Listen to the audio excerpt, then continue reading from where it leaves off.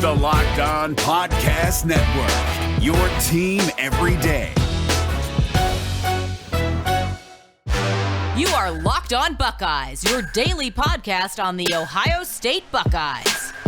Part of the Locked On Podcast Network, your team every day.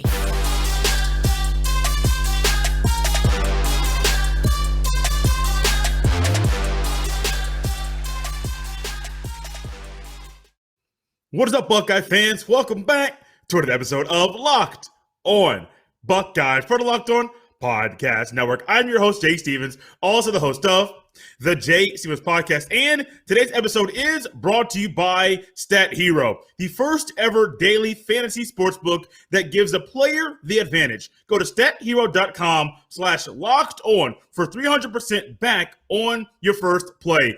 It is Friday, June the 11th in the year 2021. And no matter if you're listening via the audio version of the podcast on either the Odyssey app or Apple Podcast or any of the numerous ways you can catch the audio version of the show, or if you're watching us on YouTube, I want to thank you for making Locked On Buckeyes a part of your day. As always, you can follow me on Twitter at JStevens07. You can also follow the podcast on Twitter as well at Locked On Buckeye. Lineup for today in segment 2. We wrap up our Big Things Coming series, the offensive line version. Who are we talking about? You'll find out in segment 2. Segment 3, a question I've been thinking about quite a bit. Is expanding the college football playoff the best way to find a true national champion? Well, we begin today's show talking about the most recent commitment at the time of this recording for Ohio State. It is not someone that's currently in high school. It is a grad transfer, Mr. Noah Ruggles, a kicker from North Carolina. The kicking situation at any team is very, very picky. It's something that is very calculated, because if it is not handled properly, your team could be on the outside looking in and really curious and trying to figure out why in the world is every time we get up to kick a field goal, or why in the world is it every time that we get up to kick an extra point, we have to hold our breath. We as a team, we as a fan, or as a coach, we are holding our breath because we're not sure if we can trust the individual that is back there about to kick the field goal or the PAT, or even the man that's a kickoff specialist. If he can't do his job, it could be a very long day. Noah Ruggles, grad transfer kicker from North Carolina. He kicked for 3 years at North Carolina. And if you look at his stats, this is coming from sportsreference.com, you'll look and see that there is a discrepancy in the amount of games that he played from the 2019 season until the 2020 season. Give a little background on this young man. In 2019, played in 13 games. I believe that was every game that he could have played in that season. 45 for 45 from extra points in that season, 19 for 27 from field goal range. That is 70.4% for his field goals, 100%. He hasn't missed an extra point in college, which is amazing. I mean, it should be expected. I know how things are nowadays, but really an extra point, that should be easy money. Well, last year, Mr. Ruggles ended up losing his starting job as a place kicker. So if you look at it, go back to sportsreference.com. He only played in one game last year, and he only kicked one extra point. That was one kick. He made it. 2018, 2 for 2, played in one game. 2 for 2 from extra points. 2018, 2019, didn't miss any, and then last year didn't miss any at all. So this 2019 season was the last time he kicked field goals, actual field goals in the season. If you want to look at some more breakdowns of how he does via range, he is 9 for 9 for field goals that are kicked less or under 30 yards. 7 for 9 for field goals that are between 30 to 39 yards. 40 to 49 yards, he is 3 for 6. His longest 49 yards, and he has not made a field goal that is over 50 yards. He's 0 for 3 from that distance. With Blake Caldwell being gone and being in the NFL, Jake Seibert is the only scholarship kicker at Ohio State at this point in time. Well, prior to Mr. Ruggles committing to Ohio State. Last year, Jake Seibert went 16 for 16 from extra points, then 1 for 2 from field goal range as a 50% clip, if anyone needed a little assistance on that. So it's nice to have not just one kicker that's played at college, but 2. And a little competition never hurt anybody. I like it. I love it. I'm here for this every single day. This is something that I truly enjoy. And I'm curious, what do you think? You may have seen the clip that went around the Twitter a couple days ago when he announced this commitment. You know, there's a video someone's going to dig up about you doing something amazing or you doing something a little bit off when you are making a major commitment. And via this commitment, you're finding, or via this video, you're seeing Mr. Ruggles put the ball via AT, a couple of them at the 50-yard line. 50 yards to the goal line, 10 yards from goal line to the back of the end zone, 60-yard field goal. One way, went back around to the other goalpost, made both of them right down the middle both times. We have seen numerous kickers. I've seen kickers make a 70-yard field goal in practice videos. Have not seen it yet in a game. Yes, a game situation is a lot different than practice, or when you're by yourself on a practice field where there's nobody else, or maybe you and somebody holding a phone to record a video, than when you're out there in front of thousands and thousands, 100,000 strong cheering you on. It's a whole lot different. But this competition, just like a quarterback competition, it's going to be fierce. Now, it's not going to be the same, it's not going to get talked about as much as the quarterback position. But Noah Ruggles coming to Ohio State. He has 2 years of eligibility left. Jake Seibert already wants to come in and say, hey, I am the guy. I've seen your video, but I am the guy. My leg versus your leg, I am the guy. And I'm here for any kind of competition right now that's going to help make the Ohio State Buckeyes the best football team they can beat. No, sorry, let's take it up a notch. The best football team in college football this season. I think competition right now will help breed success down the road. Let's step away very quickly. When we come back, we will hop right back into and wrap up our Big Things Coming series for the offensive line. Today, we're not talking about just one player, but 2. Stick around to find out who they are. But first, check this out. Did you know 88% of people who play daily fantasy sports lose? Is it really that surprising? The game is rigged against you. You're playing against thousands of other lineups, not to mention experts who have more tools and more time. You don't stand a chance. Introducing StatHero. It's the first ever daily fantasy sportsbook that puts the player in control and winning within reach. Here's how it works. StatHero shows you their lineups and dares you to beat them. It's you versus the house in a head-to-head fantasy matchup. Your name, your stakes, winner take all. You have the advantage. StatHero is showing you their lineup ahead of time. No one else does that. Go to StatHero.com/lockedon, LOCKEDON. Sign up for free. And right now, you can get 3 times back on your first play. They're giving you a 300% match. That's unheard of. Go to StatHero.com/lockedon. Once again, that is StatHero.com/lockedon.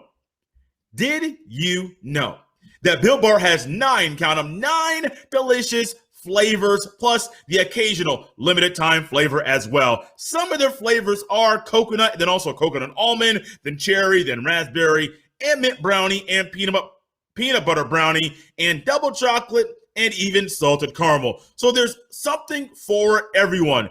I know what my favorite is. If you like Built Bars, you know what yours is as well. Not only are there numerous flavors to enjoy, but they're also a little tasty and healthy as well. Low calorie, low sugar, high protein, high fiber, and they're also great for the keto diet. Go to BuiltBar.com and use promo code LOCKED15, LOCKED15, and you will get 15% off your first order. Once again, go to BuiltBar.com and use promo code LOCKED15, and you will get 15% off your first order at BuiltBar.com.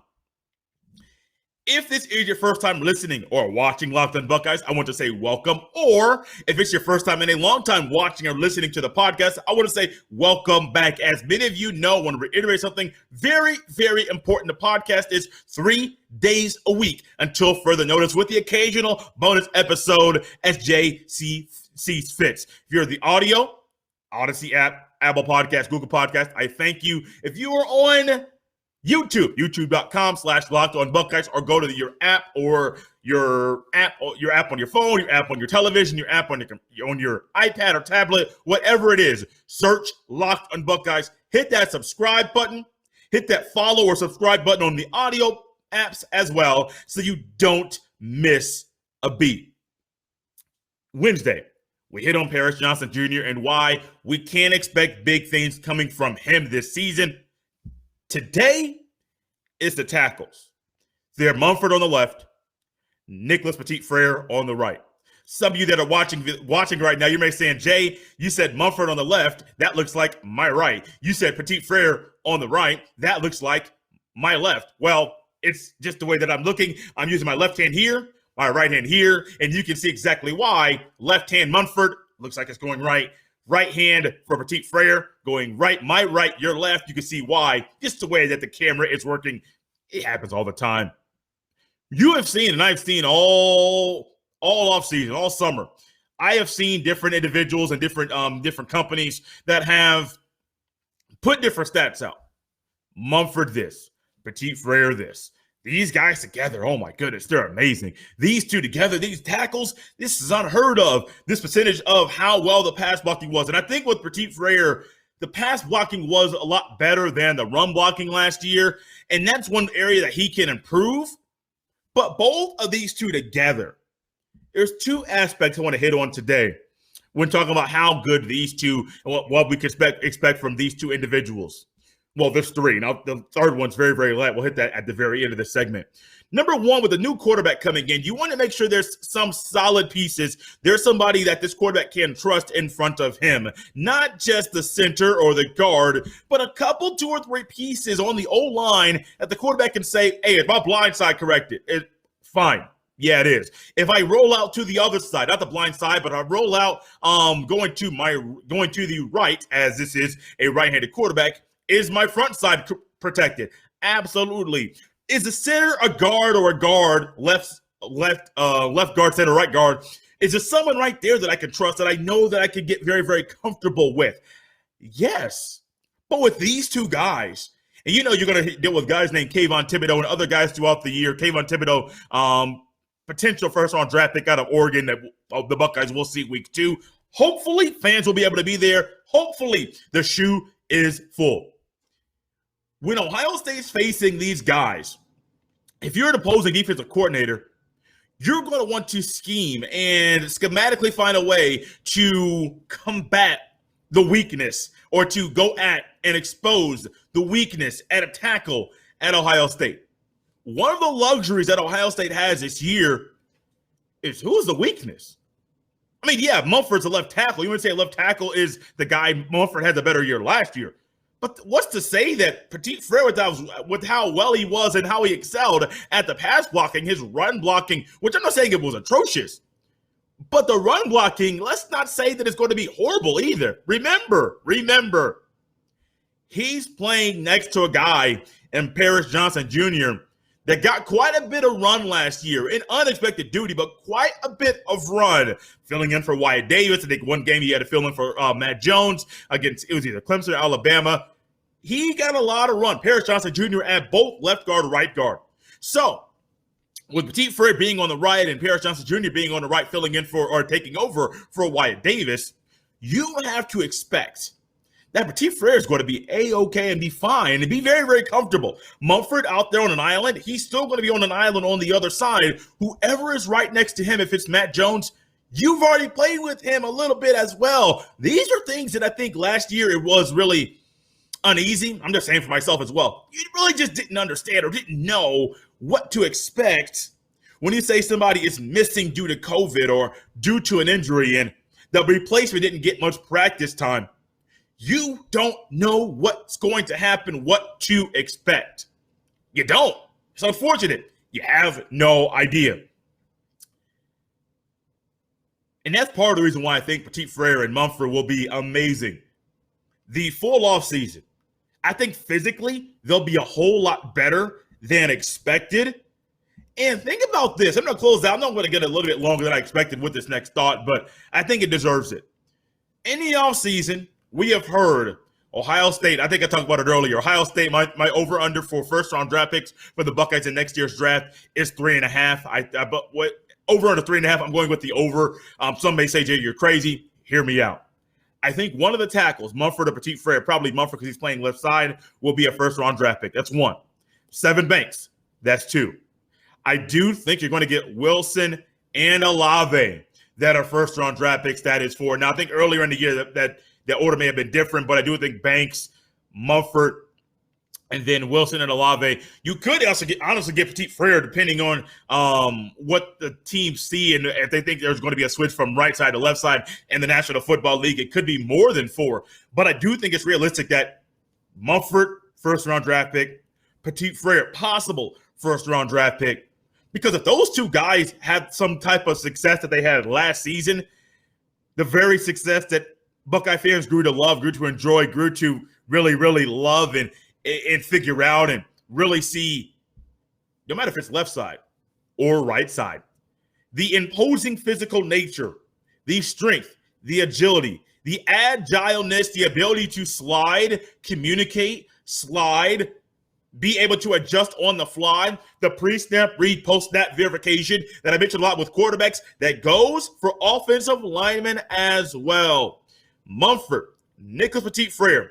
I think this is going to be a sign of good things to come. One, not just for these two individuals, but two, for those individuals that are coming up after them to say they are setting the benchmark. They're setting the standard. We have seen what Okudah, what Lattimore, what Gary, what Conley. We have seen what all these guys have done at the defensive back position, raising that standard. We are waiting. People are waiting. Who's going to be the next Bosa? Who's going to be the next Chase Young?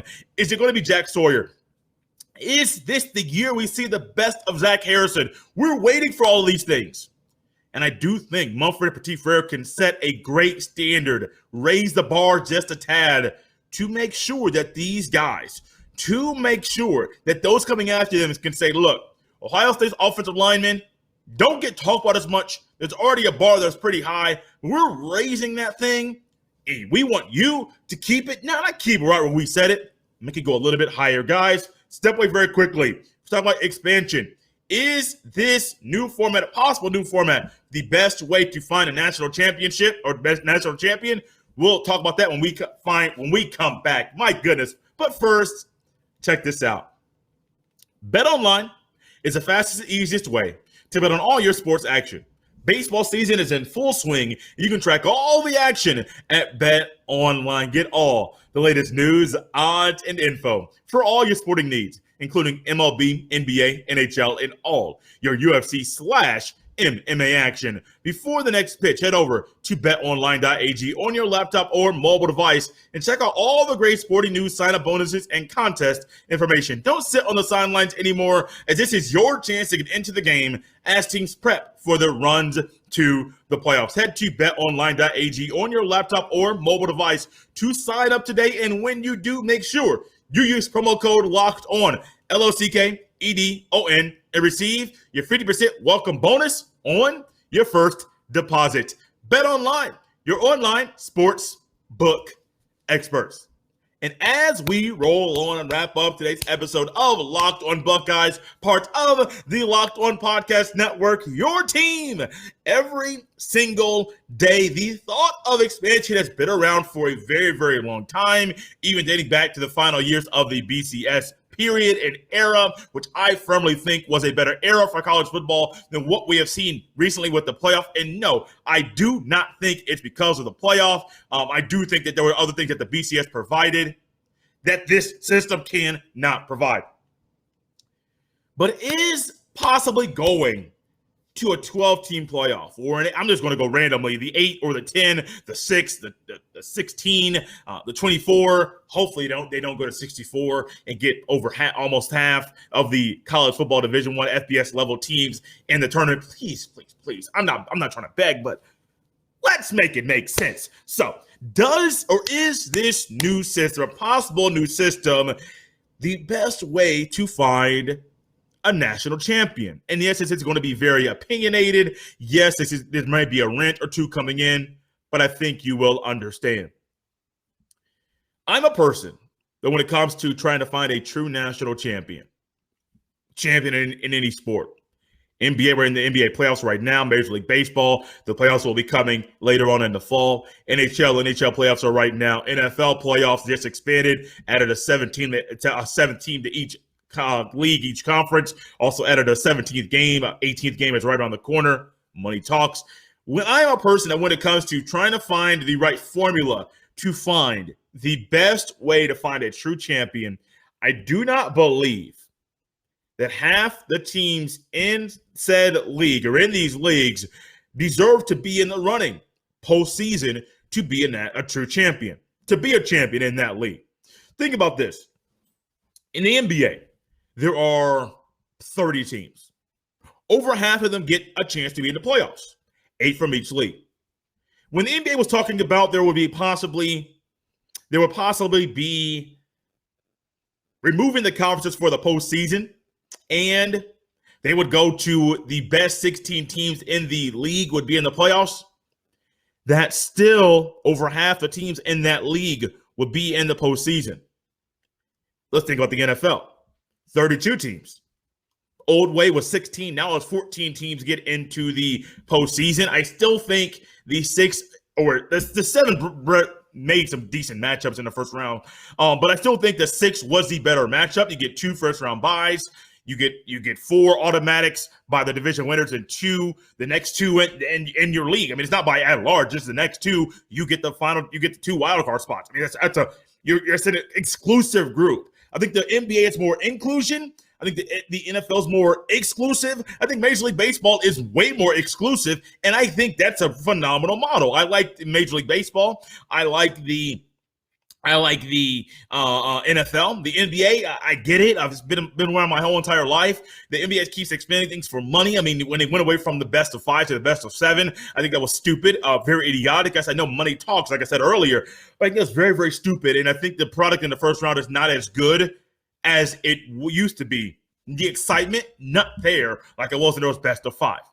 But college football has always been special. This is going to take a long time. I don't have enough time to relay this now, but you go back to the late 80s, early 90s, when right before the Bowl Coalition and Bowl Alliance took over, there was 3 years of each. And then in 98, the BCS was birthed the very first year because in 97, the team up north had a split national champion with another team. I forget who that team was, but because the Rose Bowl was not a part of the exclusive group that was a part of one of the bowls that would determine a national champion, there was a split national champion. You even had a split national champion in the BCS era. I know I think it was USC and Oklahoma, or Oklahoma, somebody else had a split.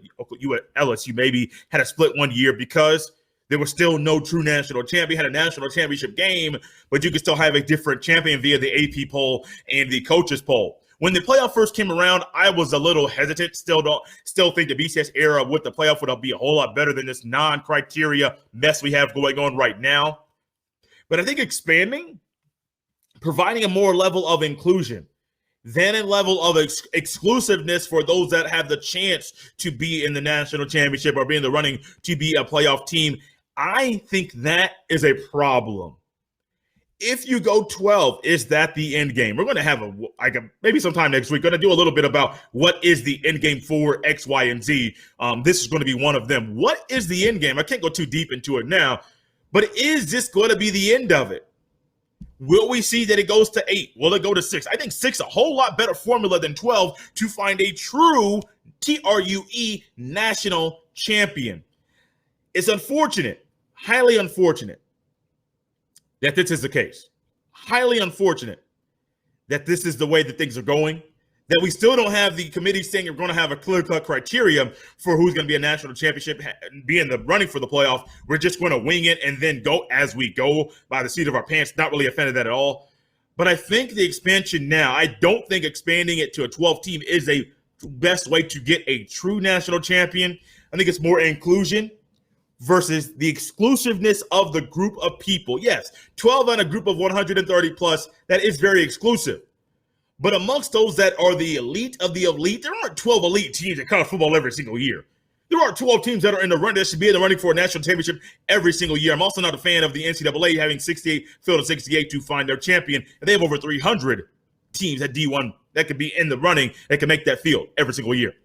Not a fan at all. Don't think this is a good move, but it's the way things are going. Money talks, TV networks talk, and I surely hope that we get a running or a circulation of Fox and ESPN, maybe CBS having a rotation of covering the national championship game, just like the NFL has for the Super Bowl. Guys, I got to get away. This has been fun, really enjoyable week. Come back next week, Monday, Wednesday, Friday, again, for more of your podcast, the Ohio State Buckeye podcast that you listen to 3 days a week, the Locked on Buckeyes podcast, to stay up to date with your Ohio State Buckeye football and basketball teams. As always, you can follow me on Twitter at jstevens07. Send all of your emails to jstevens317@gmail.com. Also, 850-462-5442. If you want to text the show and possibly have your comment or your question appear on the show, do that. Send a text. Let me know. We'll have a quick head back and forth, confirm some things, and then possibly your question will be heard here on the podcast. It's Friday. Have a good weekend. Enjoy yourselves, guys. And, oh, yeah, it's Feel Good Friday. Make sure you do something to feel good today.